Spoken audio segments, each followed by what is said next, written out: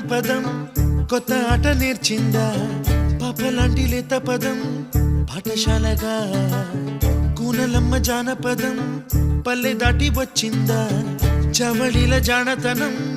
పాట చూపగా కుంచెలో తాగే చిత్రాలు ఎదురొచ్చేలా అంతటా